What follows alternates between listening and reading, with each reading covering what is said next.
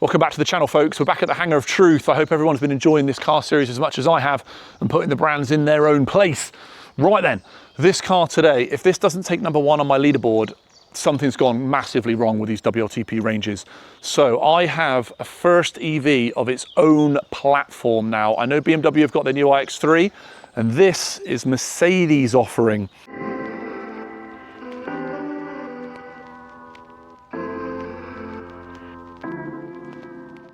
The brand new CLA on its MMA platform, they're calling it. And no, that doesn't mean it's going to grab me and choke me out and make me submit. This is the Mercedes-Benz modular architecture. That is what they're calling it. And what the hell does that mean? So this is the kind of future of Mercedes-Benz and where they're going to go, at least for the foreseeable future. So MMA, what does it mean? Mercedes-Benz module architecture. Well, it has an 800 volt charging infrastructure. That's good for around 320 kilowatts of DC fast charging. Very, very, very, very, very fast. It houses an 85 kilowatt usable battery. That's usable. The gross is around 94 kilowatts. It will be supporting Mercedes-Benz brand new operating software and the Mercedes-Benz UX tech stack, which is the Mercedes-Benz user interface, which is like their super screen. This one doesn't have that, unfortunately. That's an extra £1,400 or so, but that is available. The main thing for this car, which is getting me really excited, is it is built for efficiency and long range driving. So like I said, if this thing isn't number one on my leaderboard by the end of this episode, WLTP ranges should be illegal and completely banned. So this 250 plus version is good for around 270 brake horsepower, 0 to 60 in around 6.8 seconds.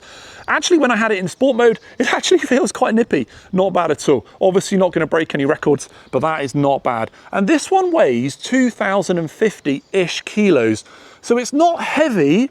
Almost every other car in the test is heavier than it, but it's not light compared to, say, the Tesla Model 3, which is a good 300 kilos lighter than it. So efficiency, we will see. However, the Germans are promising all of this car, and it is a German Mercedes, obviously, so we know it's going to be quality, for low 50,000s. The thing is, you might think, oh, £50,000. But nowadays, that's kind of the going rate. Some of the cars we've had recently, the Ford Capri was 50 odd grand. The Cupra Taviscan was 50 odd thousand pounds. So what you could potentially get for 50 odd, this could blow the market away. Enough chat about stats. I just want to really whip around the exterior of this, sit in it, see how nice it is, and then let's do that run because I'm really excited about this efficiency leaderboard. So then, round the front, we've got this Mercedes-Benz illuminated grille in the UK spec. It's a little chintzy for me kind of thing, but everyone seems to be emitting as much light as possible from the front of the car. You've also got this full daytime running light bar. This car must have a fantastic coefficient because it's so low. It's only kind of coming up to my knee where the front is. It's so kind of cuts through the air really nice. Right, round the sides, efficiency massively. Only 18-inch alloys. All the other cars we've been looking at recently, even the Ford Capri had 21-inch alloys. 18, so it's really built for efficiency. Otherwise, down the sides, really slippery. Not too much going on. They've still kept the chrome though, Mercedes, rather than everyone seems to be blacking things out nowadays. But they've gone with chrome. Even these wing mirrors look aero kind of efficient. Good, right, one huge piece of glass on the top, that kind of panoramic. Now then, moving around the back. So we have no spoiler at all. Look how slippery. Look how, you can almost imagine the air kind of coming off that. Look how slippery that looks. Mercedes on the back end, not bad. Obviously the 250 Plus is the only version of this at the moment.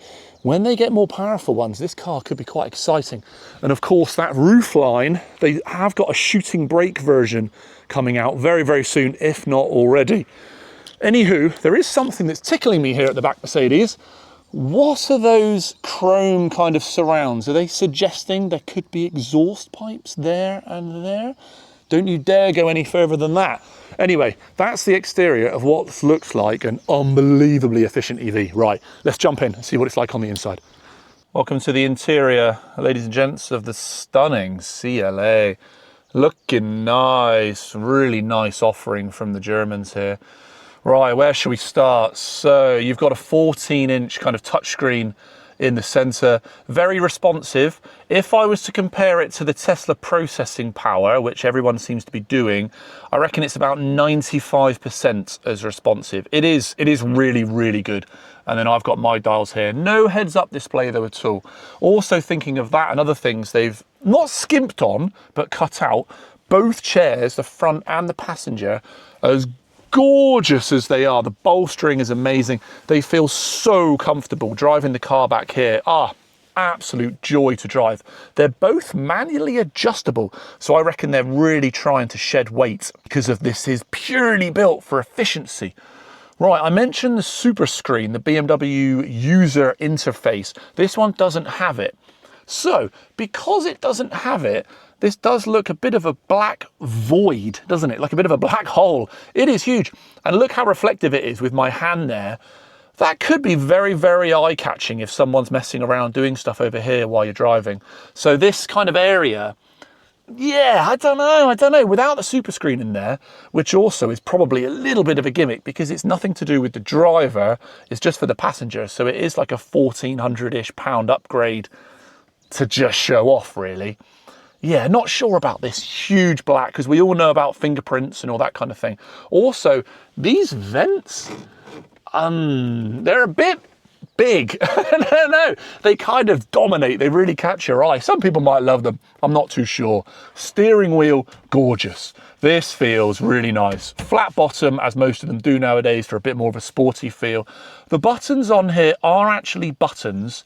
These ones kind of have like a scroll to change the system here from dials to the radar, which they're okay. They're okay. They're not haptic. Brands, please do not put haptic buttons in. They're terrible. These are actual buttons. Nah. But the steering wheel is absolutely gorgeous. Really, really nice. Panoramic, as ever, for EVs, par for the course. There she is. A huge, huge, huge piece of glass. Otherwise, up here, this is all right. I don't know. I think I might prefer this in like a carbon black, carbon fiber or a black or something. It is a bit in your face, but nothing wrong with it at all. Right, scratchy plastics, Mercedes. Don't let me down. Up top, really squidgy, really nice. Oh, Alcantara, all the way down to about 4/5 of the door, then a bit scratchy. Scratchy, scratchy, scratchy, scratchy, scratchy, scratchy down here. And this, obviously, you don't want to scratch this though. Up top, nice and soft, scratchy in the middle, but that's all the vent. This is a bit strange. That's a bit cheap, Merc. I don't know why you'd ever want to close that, really. But yeah, not bad. And then in the door again, yeah, really soft. The Alcantara is an absolutely lovely touch. And then scratchy on the bottom. So not too bad. The bottom kind of 20% is scratchy. The rest of it is all very, very plush. Headroom for me. Again, this Mercedes, believe it or not, 6'10". I apologise, I keep saying that, but for any new viewers, need to know how tall I am. An abundance of headroom, and I don't actually have this seat all the way back, which is crazy. So this is my driving position. Let's jump in the back, see if I can fit behind myself. Right then, folks, in the back. Oh, that's better. The MG, the IM5, when I pulled it, had exactly the same system. When I pulled it was like, it took about half a second to open the door. That is immediate, like the Mercedes should be. Nice door panel here, nice door card. More Alcantara as well for the rear passengers, lovely jubbly. These seats are gorgeous. Anyway, can I fit in that? It doesn't look, oh no. Okay, nah, I can't shut my leg. And headroom. You can connect your Mercedes, shush. Again, please. Bloody Mercedes system. Yeah, and I can't sit up right in the back either, so there is no chance in hell I'm getting in here. In the back though, a couple of USB-Cs, nice touch with the lights as well. Well done, Mercedes, those little touches. These look better. Look at the difference. These are much smaller. These actually look quite nice, but I think the surrounds, they're so big, but they look nice. Anywho, right, this is what we're here for. This car is going to be top of the leaderboard, and if it's not, I will eat a hat, I promise. I know I promised that in a previous video, and I haven't done that yet. This car has to be good. Right, let's hit the road. We'll have a little warm-up chat, and I'll see you lot at the start line. Wow, it is so comfortable. These seats, right, look, Tesla is still my #1 for all-round everything. Like with the processing power and all the cameras and the supercharger network and everything else. But, oh my God, it's good to be back in a German built car.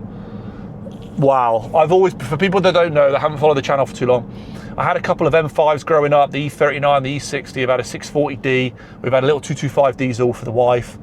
And then I've gone away from German, going EV, Tesla. Oh my God, it feels so nice to drive. The seats, these seats, the material, I don't know why people think leather is good in seats. It's just not, or like fake leather. This material, it's almost like an Alcantara on the seats. And then the suspension, the way the car drives, the way it rides, the way the steering wheel feels. Well done, Germany. You know how to build a car. It's like with the Tesla Performance seats. Yes, okay, so the Tesla Performance seats are far better than the older Performance, the pre-Highland model, for like bolstering and things like that, but they're not that comfortable. And I kind of thought, oh, well, maybe they are comfortable, but it's me just trying to persuade myself. Another amazing thing is just how user-friendly the warnings are, because they've designed it. It is the same as in the Tesla, whereas most other cars you have to go deep into the settings every time you drive it to turn off with the beeps and bongs, but you don't. There's a little speed emblem in the top right hand corner of the user interface here, and if you just push it, it just turns everything off. Ah, yes, good, Mercedes. And also, on a quick note, this is going to be efficient, right? This is the yardstick, folks. BMW with your Neue Klasse. If you're brave enough, let me borrow one and we'll compare it to this, because I could get to like this. Right, see you at the start line. Here we are then, folks. Right, start line, everything's been reset. The outside air temperature is 12.5 degrees at the moment as well, so it's really got nowhere to hide. So this has got to be good. I reckon it is going to be good. I kind of almost want it to be. It's the whole package then if it is. Right, I'll chat to you folks at the turn. Right, we're just past the turn because I nearly forgot to come back to you because I'm so relaxed while driving this thing. It's phenomenal. And yes, it is doing very, very well. One other little mention on the kit, on blind spot cameras and things while I'm in this. I know Keith with his Tesla Model Y, the 5 weeks later video, which I'll put a little pop-up in the top corner, was moaning about them. This is the first car that I've had. I indicated in anticipation to change lanes. There was still a car kind of, not in the blind spot, but parallel to me. And I actually got an audible alarm, a little beep, just to highlight my attention that there was actually a car there, rather than every other car seems to give you lights and things, but it might still let you turn into it. Whereas this actually drew my attention that there was a car there, don't go out. So very good to the Merc. Right, see you at the finish line, it's doing well. Finish line, I am comfortable. Wow. Yeah, right, back to the leaderboard. This is a cracker, this is what we've been waiting for. The moment of truth, ladies and gents, the studio, the Pothole Loop leaderboard. Tesla is still on top at the moment, averaging 3.9 miles per kilowatt hour. That's mid 200s watt hours per mile. We've got the Ford Capri, our latest entry onto the board from the episode last Sunday. Remember this now, 3.9 times 77 was our first car on the leaderboard out of the Cupra Tavascan, the Geely EX5, the Kia EV6, the Nissan Ariya, and the poor old MG. That if you multiply those two numbers together, you actually get 300 miles for the first time on our board. My Tesla Model 3 Performance at these figures was about 280, about the same as the Cupra. So the Mercedes is rated for about 482, 483. We know it's lies, it's the WLTP range, but that would suggest it would get about 5.6 miles per kilowatt hour and very high 100s, which is just outrageous. It's not going to do that. However, surely it's going to be our new #1 on the leaderboard. Remember, this is the platform that Mercedes is basing all of its EVs on for the next decade or two. So, drum roll, please. Oh, there she is, the Mercedes CLA, fresh out the packet, 250 plus with this 85 kilowatt battery, 212.8, 4.7 miles per kilowatt hour. What a car. Give me a second. I need to knock Tesla down a notch. There she is, folks, sitting proud, a little gap as well. Remember, this is only the performance variant. I have a couple of friends now who are probably going to be after me after this episode to offer me their long-range versions to see how that does. However, really good. Quality car. I'm not going to go on too much more about that. That was evident from the video.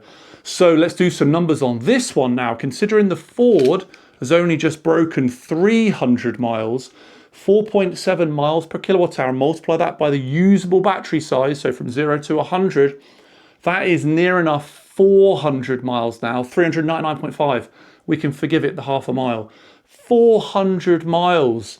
Great benchmark from the Mercedes moving forward, and clearly they're only going to get better as well. Right then, BMW, it's your turn next week. I've got the Neue Klasse, the iX3, the brand new one. Can it respond to the Mercedes CLA? All of the press seem to be bigging it up. And this car seems to have gone a little bit under the radar. There's so much hype about this BMW Neue Klasse. Well, let's see how it does. For now, though, fantastic from the Mercedes. Well done to the Merc. Come on, Tesla, you can do better than that.